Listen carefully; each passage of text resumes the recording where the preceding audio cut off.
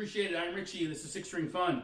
Going back, I think it was 1994, off the Purple album, I believe. Stone Temple Pilots, Big Empty. I gotta say, you know, some of the guitar structure and guitar chords in these tunes always kind of left me scratching my head with just how different they were. So I really do enjoy them still today because it's just very different. No different here in this tune. So we're gonna take a look at this one. It's really just two chords in the verse. You've got one shape in the chorus that you're gonna move around, and then just a couple of other little fills here and there, and we'll get into it. So again, if you haven't done so, please like, subscribe, hit the bell, all that good stuff. Let's get into this one. So as I mentioned, it is two chords. Kind of starting on this, well, it's an E minor, you know, E minor shape, well, E minor.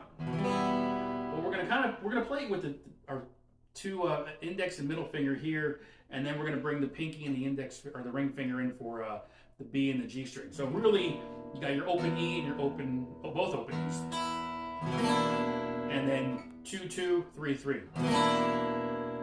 All right.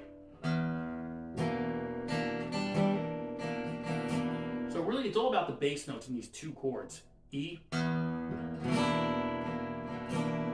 And there's a bit of a hammer and a pull with the ring finger. You got to listen to it. It's very sporadic. Very, you know, it's not always the same. So open E. Listen to the tune, and again, it's always changing. It seems like to a C, which I think is a dominant seventh here. C chord, but we're going to bring our pinky in for the G string on the 3rd fret. So, and hit that bass.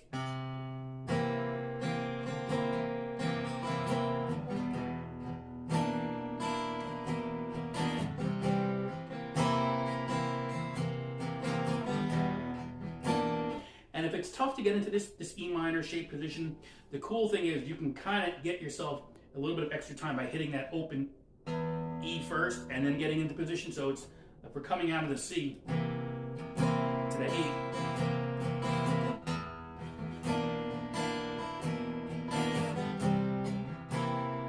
watch it again.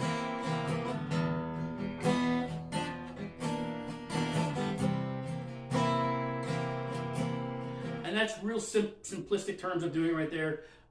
And then from the, we're gonna go into the chorus. G shape. Again, G shape. So we're gonna start on the 3rd fret like a regular G chord.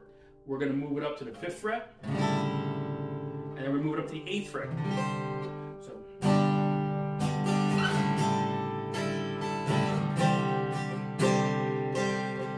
Again.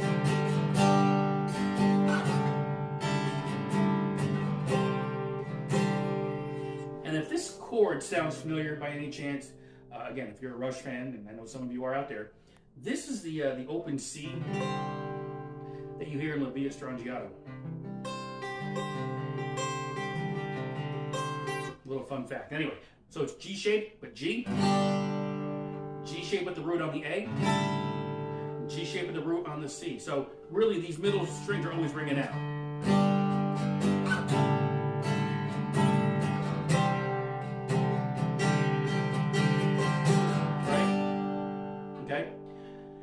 Then you've got the turnaround, which I guess it's still part of the chorus, might be the outro part of the chorus.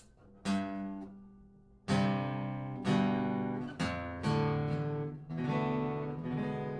there's different ways you can put, well, different ways. I mean, if you want to just kind of do the bass note, that's how I do it.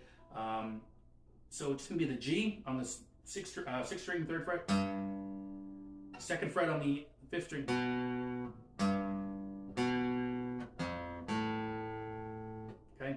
3 on the 6,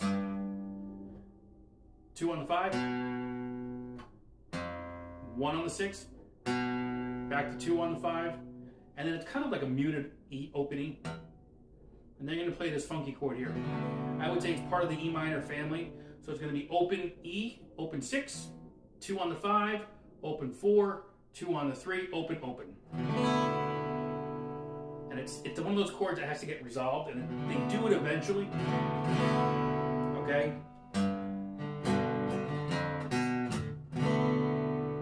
All right?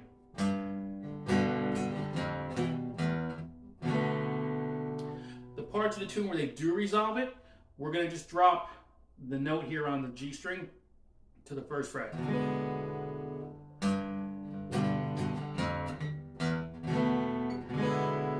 of see that?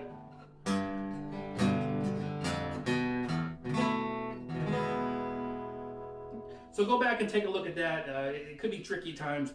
And then there's a middle part of the song. I don't know if it's the bridge or not.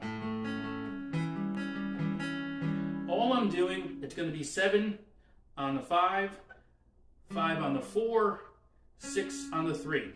And I'm just kind of picking these chords. Again, getting that, maybe that open E in there sometimes.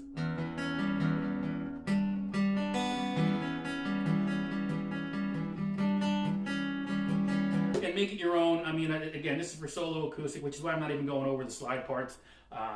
They're always different. So just kind of keep this simple. So again, that's your tune right there. You've got the 2 chords in the intro, or I should say the verse. Okay, the 3 chord shapes, or I should say the 1 chord shape, 3 positions: G, A, C, and then.